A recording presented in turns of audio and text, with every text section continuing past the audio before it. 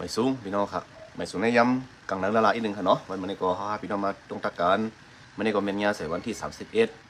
เดือนธันวาคม2525นี่ค่ะเนาะเอาครับวันนี้ก็มาตรงตะการเกี่ยวกับลองปอยค่ะเนาะเมื่อว่าเขาเลยตั้งตรงกับเกี่ยวกับลองปอยเนี่ยมีพี่น้องค่ะกำพองมาหลามาวางเขาก็มีก็ว่ากำนำได้หันดีจอมลองตีเขาในละก่อนลองปอยมือว่าในทิกตอกนั่นค่ะนะเอาค่ะพี่น้องคนเมืองเขาเนาะลองปล่อยในกระพงแล้วว่ามาวางเขาซึ่งอะไรในซึ่งเขาว่าเขาเฮ็ดปล่อยในเนี่ยเอาเงินมาเฮ็ดท่าเนี่ยนะเอาเงินมาเฮ็ดท่าเนี่ยเขาวางเขาเยอะกว่ามาในกึ่งดีตายเนี่ยจะได้เนี่ยมือเป็นแผ่นดินไหวนั่นเพื่อนตายนั่นหรือป้ามาก้อนหนึ่งเงี้ยวนี่ว่าเขาว่าเนาะนี่ก็ถัดใจไตเขาในน้ำใจไตเขาในเนี่ยมันอยู่ในตรงวงก้นตั้งกำผาไหลเรื่องสายวันซึ่งนานๆนะซึ่งพี่น้องก็อ่อนกันวนตัวเขารู้มาเดี๋ยวในแผ่นดินไหวเนี่ยมันใจว่า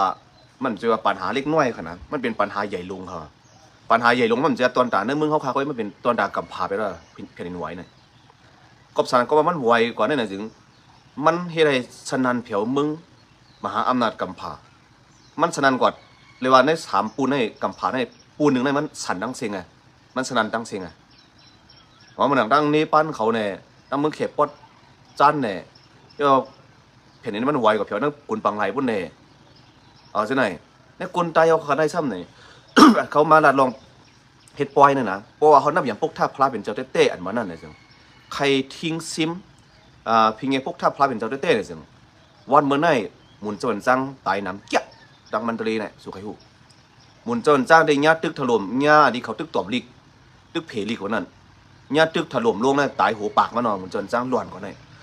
นี่ว่าดังซื้อพ่อเป็นคนเจ้าคือพวกท่านเขาขัดเลยตกเจอเนี่ยหมุนโจนจังเป็นตัวเต้นพระเป็นเจ้าเป็นลูกฮับพระเป็นเจ้าเสียลายป้าขอจำเนื้อแผ่นดินไหวนั่นอ่านหัว10 หัวปากมันก็ลายล้วนกว่านั่นยกขอตัวแทนกันหน่อย วัดยองหนองกองหมูอันตีเขาเป็นตีเป็นเขานับย้ำแต่วันนั่นเนี่ยกวนปังไปมันปุดไปมันหักลุ่มกวนปังตั้งนำตั้งไหลจะได้เขาข่าวเจ้าคือพวกท่าเลยอ่อนกันตกใจว่ะรีอ่อนกันไม่เจอเนี่ยแต่เขาซ้ำมันสันคัดกันไปได้ตั้งแต่ว่าเขาจำพิงทุ่งพวกท่าเขาเนี่ยห้ามปันพิงทุ่งพวกท่าหายเตี้ยนตีเขาข่าวเลยไม่อ่อนกันไม่เจอตัวถึงอันเขาเป็นอันเขาตายมาเดียวเนี่ยเขาซ้ำอ่อนกันเฮ็ดปอยหลัดไหลห้ำกันไหลตำแหน่งเนี่ยมือพองเฮ็ดปอยได้เนี่ยมันเป็นควันจ้าตาไต้หมกกระหือในจงเจ้าหูเมื่อเดี๋ยวปอยสั่งลงในเมืองไทยว่าต้องซื้อในอ่ำกึ่งดีเฮ็ดก่อนเนอะสั่งลงไต้ในเมืองไทยในปอยสั่งลงเนี่ยกอบสั่งก่อนในเมืองไทยได้หลายวันหลายเมืองเปิ้นส่งก้นใจเหลือกว่ากอบกูใจก้นหมาเจ็บกว่ากอบกูใจก้นเจออันตกตึกก้นเจออันดีขับอยู่ในตึกกวนตึกปังนั่นเคเนี่ยเมืองเคเนี่ยเมืองอเมริกันเนี่ยเนาะที่เขาหาเนี่ยเนาะมันตั้งอิสราเอลเนี่ยไต้หวันเนี่ยญี่ปุ่นเนี่ยเปิ้นเจ้าจันทันเปิ้นมีปีเนี่ยเมืองเปิ้นคะแนนไม่สูงนั่นอย่างตัวในค่ะเปิ้นส่งก้นมาเจอแถมส่วนในส่วนเป็นก้นมาตัวถึงก้นเจอทบเพนั่นเฮาซ้ำกว่าปึงของปึงคุยเมืองไทยเมืองไทยคือหนึ่งนั่นแหละย่ำพ้องเจ้าของเมืองนั่นมีตั้งกินไม่อกไม่เจอน้ำตาไหลน้ำตาน้องเขาซ้ำที่เห็นยงปิงยงในหนังลินเปิ้นนั่นเองในป่องว่าตั้งไทยเปิ้นว่าก้นคือในมันมีตั้งหู้ก้นคือในเป็นก้นป่าก้นเถื่อนก้นเขาเกกังก้นเขาเกกังตรงวงกำผาไหลก้นอยู่เนี่ยสุขไอ้หูกับในนั่นก้นกำเมืองเขาขาวันมันก็เลยเงี้ยเพชรแผ่นดินไหวเหมือนกันมันหนังปังตะล่าเขาสวยงงเขามันหนังยองพระราผ่องเราอู้ตั้งหนองไฮยาใช่ไหมตั้งเมืองในน้ำจังก็แผ่นดินไหวก็เงี้ยเพชรเหมือนกันตั้งเมืองปลายไผ่ขุนดินปกแตกเขาใช่ไหมเฮือนปอกขุนปอกปังในหนองได้น้ำสัมปอแห้งนี่ก็หอยในสัมปอขึ้นมาพูเหนือน้ำในหนองเอ็นเลยเนี่ยนี่มันเป็นอะตินามิกที่มันดีสีต่อแต่เขาก็ส่วนใจสังสมาเขาเป็นเจ้าคือปกท่าบ้านมันเนี่ยจ้องบนเจ้าอะไรสังกองมูอะไรสังกวนปังตั้งนำตั้งหลายเขาซ้ำไม่เจอสังเขาซ้ำแต่เฮ็ดย่องเป็นย่องเนี่ยก็ในซ้ำในเมืองโฮมตุ่มในก้นมีปิงหยาเขาก้นเมืองใหญ่เมืองหลวงก้นมหาอำนาจกำผาเขาซ้ำมาฮอดเผียวในเมืองโฮมตุ่มมันในเมืองไทยในเมืองโฮมตุ่มมันในเมืองใต้ได้ไปฮอดถึงมาในเมืองโฮมตุ่มมันแต่มีเคว่ะรัสเซียว่ะอินเดียว่ะอเมริกันว่ะ หลายๆเมืองค่ะเขาถือไว้ในเมืองมันหมดเลยป้อนนี่จันทันมหาอำนาจกำผามาหันถึงว่าในเมืองโฮมตุ่มในคือใต้ในอ่ำหมอมีน้ำใจกะลัดที่ซะอ่ำหมอต้วยเปิ้นเนี่ยเปิ้นได้หันถึงเขาจังไหนกว่าวะเปิ้นเป็นหัวน้ำตาเมืองมันตะเลยในป้ดันเปิ้นเอาเปิ้นเอาใส่ในโรงผ้าเลยฮอนกับฮอนขึ้นเมืองมันตะเลยเปียกซ้ำว่ามันใจเมืองใต้สิใต้ก็ก้นใต้เขาก็อยู่นำตรงคำมันตะเลยในก้นใต้เขาอะไรลูกซุ่มตั้งนำตั้งหลายเหมือนนางสังขาเจ้าเขาก็ตบรีก็เพลีดีมันตะเลยในก็ตกซุ่มตั้งนำตั้งหลายนะนี่ปีโตก็มีเขาใต้ยันกลุ่มก็มีใต้ป้าจอมเขาลองทบเพไหนในขณะในขณะอันเขามาเฮ็ดเนี่ยผังห้ามลองเขาเฮ็ดปล่อยกึดนั่นน่ะสิตั้งเงาอะไรเป็นหมดเลยมันกว่าตั้งเร็วกันค่ะเจ้าหมดเลยนะใต้เขาก็ได้เพราะว่าพักตูเมืองนี่ปั่นเปิดไว้ว่าพอยใครขึ้นเมืองนี่ปั่นเนี่ยก็เขาอยู่อย่างว่าพวกเป็นใต้ได้เปิ้นเต็มเปิดปั่นป้าตอนด่าเขาใครเอาว่าเขามีน้ำใจจำหนังที่เขาว่าเขาเป็นคนเจ้าคือพวกถ้าเขามีน้ำใจเมตตากรุณาว่าเขาหมอฮักหมอแป้งเปิ้นหมออีรูเปิ้นว่าแต่วันเมืองเป็นเจ้าไหนเขาดำอีรูเปิ้นเขากลุ่มเฮ็ดปล่อยเฮ็ดเกี่ยวมวลเฮ็ดซื้อไว้ก็ว่ามาช่างจะล้ำวันกันจะล้ำมันกึ่งในปีของข้ามาเดี๋ยวไหนสุดสองคนได้รู้แผ่นดินไหวก็จำคึดเมื่อวานก็ยังตื้อไหวทำเอาแผ่นดินไหน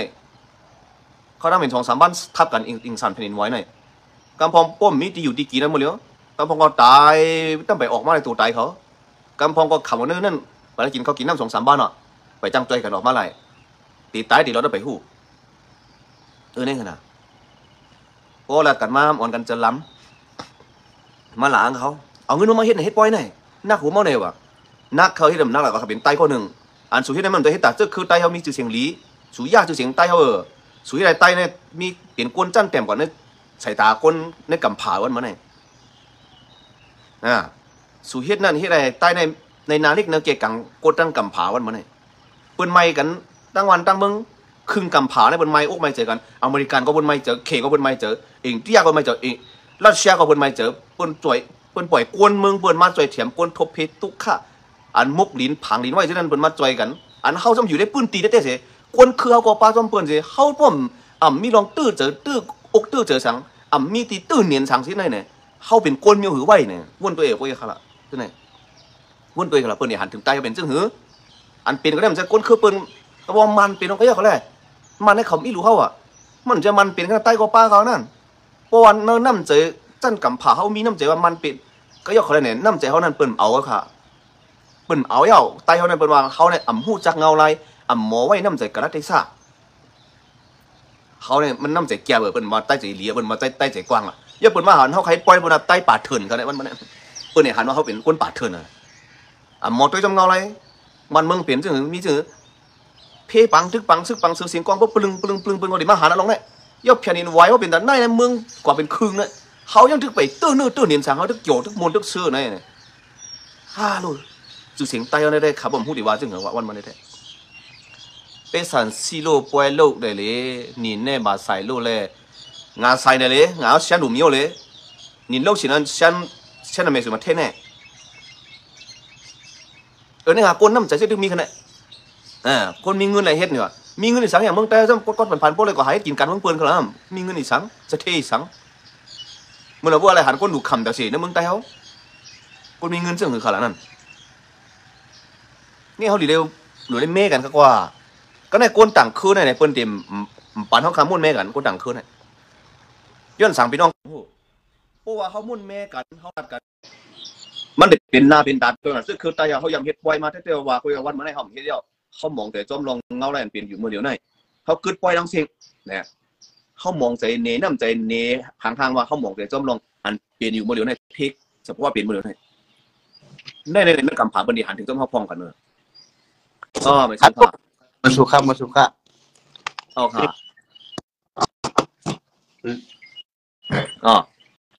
เมื่อเดียวพ่องอะเงาไรทีนี้ไปดูหรอทีนี้เนี่ยดีรู้ว่านี่แหละดังเมืองยางถึงเป็นปังติ้วครับหมดเนาะ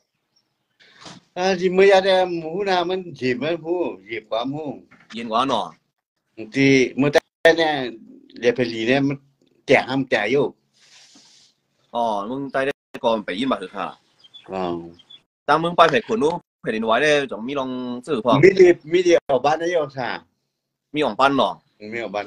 ในหนองอินเล่ในเลยว่าเขาว่าซื้อเขาว่า ขอยในผู้หนึ่งน้ำเชียงไหนเตะอ่ะอินเล่อ่ะอินดีเดมมูน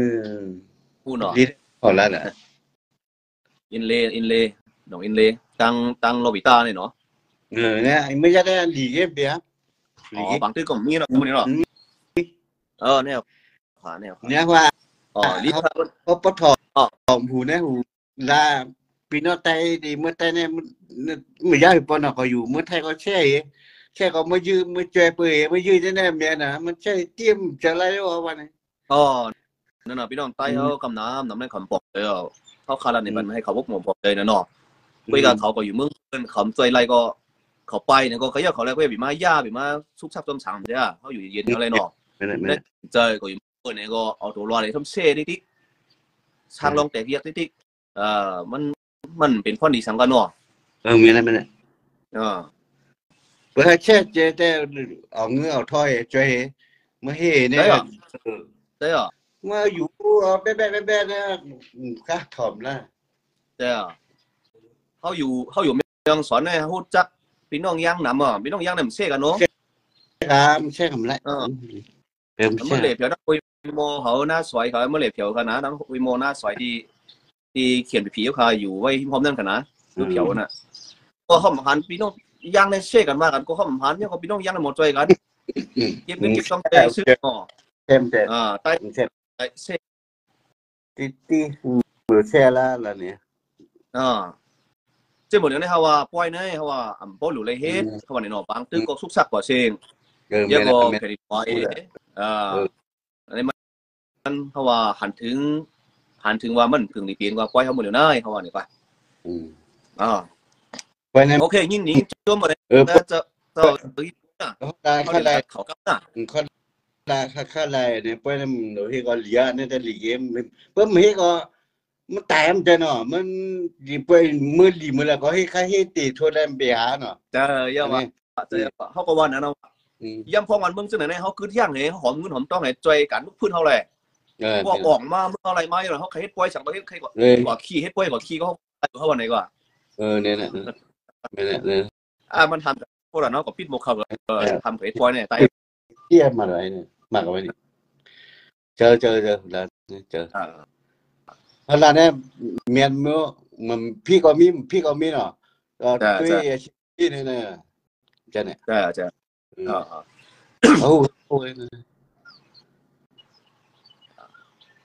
โอเคลีน่าได้ก็นะลีน่า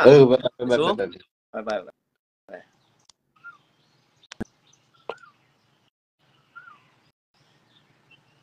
เอาครับในก็พี่น้องเมืองย่างแหลงเขาเนี่ยเนาะมาเขาผมจอมในรายการนี่ครับเนาะที่ต้องขอบใจครับ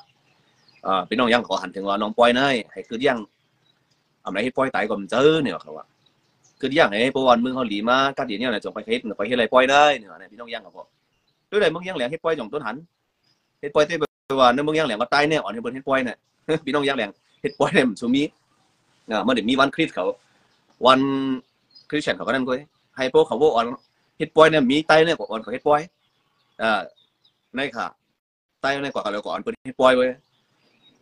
นะเพราะว่ามาซ้ำจะหลํเงินมาข่มใจว่าเพิ่นมีเงินเพิ่นเฮ็ดโลปล่อยผีเนี่ยบ่มองนั่นน่ะโดเมหรือสิเพิ่นทำตีหมุนจนจ้างน่ะเนาะเก้าตะกะเฮ็ดปอยอำรัดในร่องในตั้งมันน่ะเขาเป็นเจ้าคือพวกท่านเอ้ยมันเป็นเส้นๆเขาคำกึ่งนี้เฮ็ดเขากึ่งนี้กึดย่างกึ่งนี้หันถึงนี่ลองผังหางลองบ่งใส่กับเพิ่นเด้อเนี่ยรัดกันโนในก็วนไปเขารู้หมดเลยสังขารเขาหลวนจนตายจนตั้งนำเขาที่มันตะเลน่ะอันนี้เขาตึกตอบอันนี้จ้องนึงนะมี2ปาก70ป้าจ้องนึงนะมี2ปาก70ป้าแท่งหลายๆจ้องก่อนเขารู้อาจจะย่ากินน่ะหมุนเจ้าสังขารใต้เขาก็ตบที่เขาย่ากินตั้งนำเขายกว่าอันเขานับอย่างพวกท่าว่ะสมมติโดยกองมูเดียวนับอย่างนั้นกวนปังอันเป็นผู้ไหลชิวแล้วจ้องเหมือนเจ้าก็กวนปังในหนองอินเดียใช่ไหมยกว่าเขาพวกกึ่งเลยมองเสียจำเป็นยกว่าในเมืองไทยเนี่ยก็เป็นแห่งการยันเมืองใต้กว่ามีในเมืองไทยหากินตั้งนำตั้งหลายได้แห่งการยันเมืองใต้ที่ตึกสามจันกวนปังนั่นป้าแห่งกันเมืองเขาข่าวนั่นอันนี้เขาข่าวได้อ่อนกันมองใจจ้อมคุยกับเขาซ้ำมองใจซ้ำฮิตปอยลำเนี่ยสมมติตัวในขาไล่สั่งเขาข่าวว่าเมื่อไหร่ส่งเสียคนมีตั้งหัวมีเงินเสียปุ๊บมีตั้งหัวกำปองลองสังขนะจงเขาข่าวเป็นคนมีตั้งหัวน่ะอันก้นตายกำนันเป็นก้นแห่งการยันเมืองนั่นที่ตึกสามจันตีในกรุงเทพเขตจตุจักรที่ถล่มลงนั่นตีในเขตจตุจักรนั่นน่ะตึก30จันตึกสตงน่ะเงิน ตึกอันที่เปิ้นสามารถจนตาได้ตรวจเงินแผ่นดินเมืองไทยว่านั้นกวนปังนึงว่ากำลังเป็นแห่งการยันเมืองเขานั้นมันพองกัมพูชาพองใต้พองเขานั้นตายกันนั้นเขาก็ซ้ำเป็นแห่งการยันเมืองในเมืองไทยเขาซ้ำก่อนตัวเปิ้นเปลี่ยนจังเขาไปกดเฮ็ดปล่อยเฮ็ดล้ำเอาได้เนี่ยสมมุติตัวค่ะในตังหู้ของไต้เอาเนี่ยเปิ้นได้หันถึงว่าไต้นั้นเป็นก้นคือเหมือนกันไว้เปิ้นมองใจกันตั้งวันตั้งเมืองนายกสมพกกวางพวกสมพกกวางผู้กวางป่าสินายกก้นหลวงเปิ้นสมพกกวางสิมันบ่ได้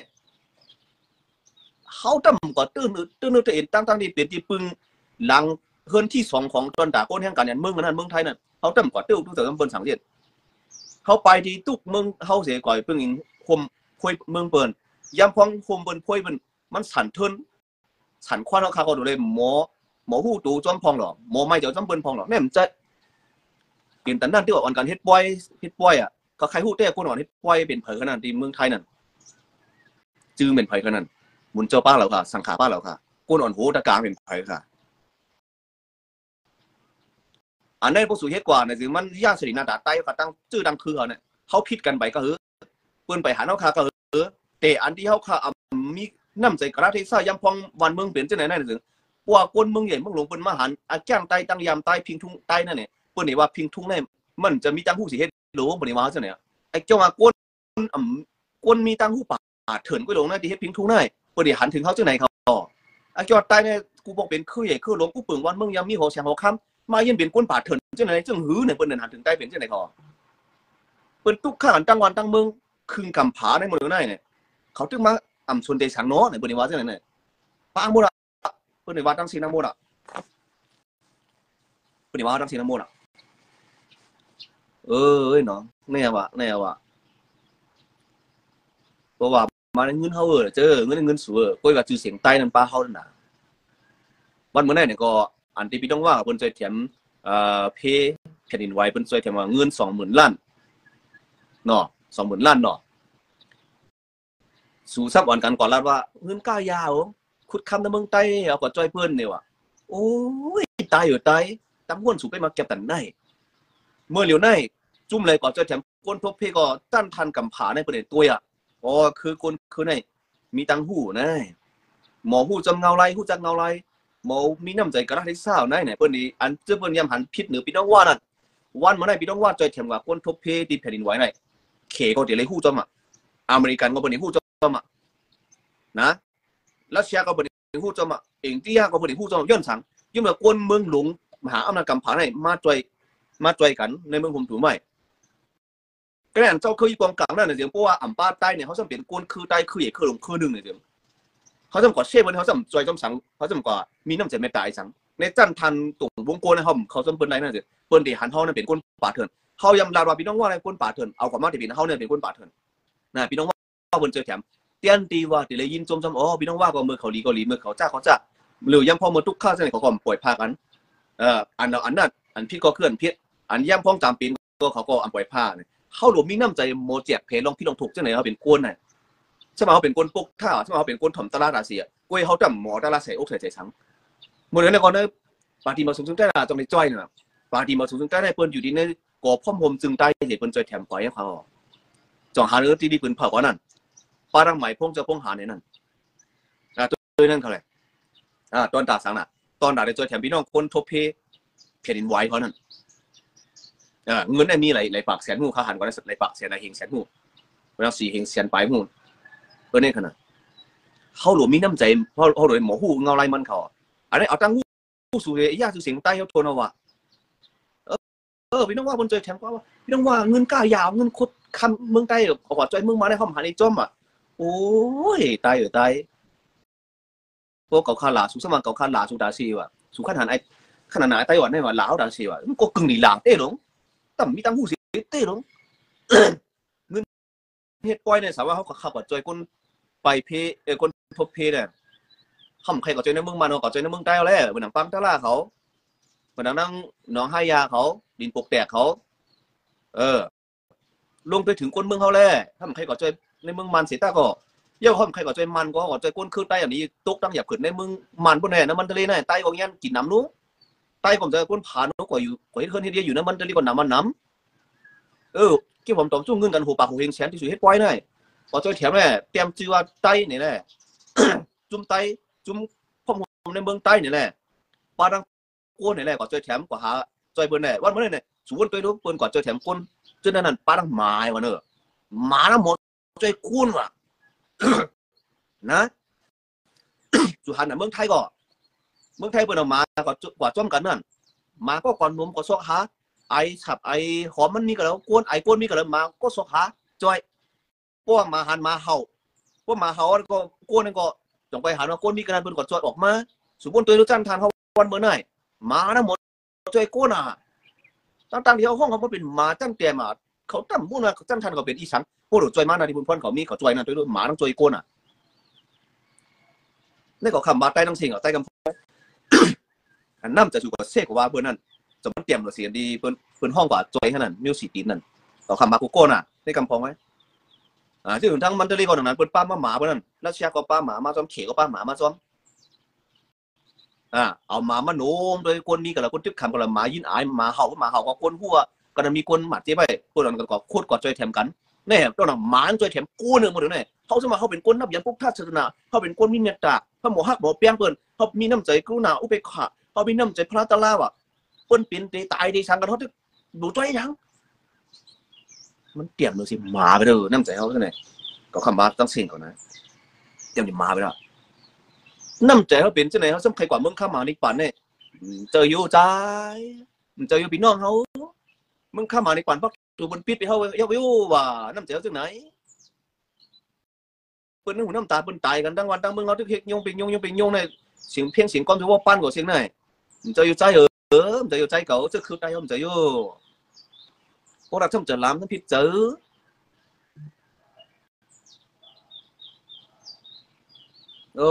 เนาะเจ้าเย้าข่าวตัวหนังหมาทั้งหมดใจก้นอ่ะเขาเป็นก้นสมาน้ำอย่างพวกท่าว่ะเขาสมาเป็นก้นถ่อมตาลาราชีว่ะเขาสมานางแก้มกับตาลาใกล้ๆกว่าเขาบังตาลาราชีว่ะแต่ยังพองเป็นเจ้าไหนมาได้มีแล้วล่ะเขาน้ำใจก้นเขามีเลยมาดังเสียงนะกำพองก็พี่น้องคนเมืองไทยเฮ้ยเนี่ยสั่งว่าข้าวปั่นแห้งลองไปปิ่งหยาเนี่ยข้าวปั่นแห้งก่อใต้ข้าวปั่นแห้งสั้นจอมพวกท่าตุนตีข้าวปั่นแห้งไต้เขาเนี่ยพวกว่าม้ามพวกปองลองไปปิ่งหยาในไต้มันเป็นยินเป็นก้นปาดเถินกว่าตีเตี้ยนตีอยู่เปิ้นกว่าตีเตี้ยนตีอยู่ก้นปาดเถินเขาเนี่ยวันเมื่อเนี่ยห้อมหมออยู่น้ำตรงวงก้นอ่ะวันเมื่อเนี่ยห้อมหมอขอบตรงวงก้นเมืองต่อเมืองวันเมื่อเนี่ยหรือเสียปล่อยในห้อมมีสังเนเปิ้นน้ำกันเขาวันเมื่อเนี่ยไต้เขาถัดใจน้ำใจจันสูงเขาข่าวก็มันจะเอากับเนเปิ้นสั่งอะไรวันเมื่อเนี่ยมีสั่งเดียวกับเนเปิ้นไรหรือเสียปล่อยกันนั่นน่ะปล่อยในมันจะต้นตาดีไรกัดดินต้นตาดีไรรวดรวดแล้ว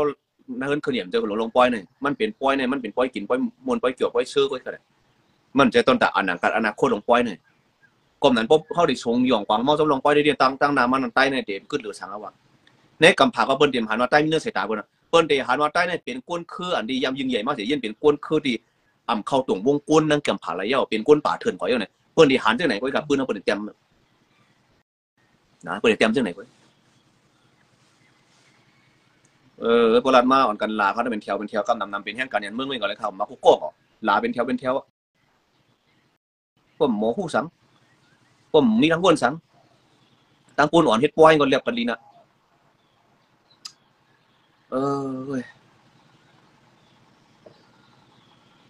โมเดลนี่เป็นตื้อตั้งลีตอนด่าเข้าเนี่ยจงสุดๆผู้เปลี่ยนตื้อตั้งลีตอนด่าเข้าซึ่งหลานเนี่ยจึงกอบสังในเมืองโฮมตูมในยามพองตังไทยบรรดาวิกฤตให้เป็นโอกาสอ่ะไทยบรรดาไว้ความโคนให้เงาลายในให้มันเป็นเงาลายทุกข้าลงหลังให้เป็นเงาลายตื้อตั้งลีตอนด่าเข้าปลาจมพองแน่เงาลายตั้งลีอีสังล่ะเข้าหลุมโมคอนตูมกันเนี่ยก่อนในหน้าในตาให้เปิ้นเพราะอะไรผู้ว่าคือใจในจันทันตังผู้เขาตึกสูงอยู่รู้คำปล่อยพากันนู้นเขามาจอยแถมรู้อยู่รู้ในดังมันทะเลดังสกายใจในปลาคือใต้รู้ในมาจอยแถมในเนี่ยเข้าหลุมเฮ็ดเจ้าไหนให้เคก็เพราะอะไรผู้อเมริกันเพราะอะไรหันรัสเซียก็เพราะอะไรถ้าผู้จอมอินเดียก็เพราะอะไรผู้จอมว่า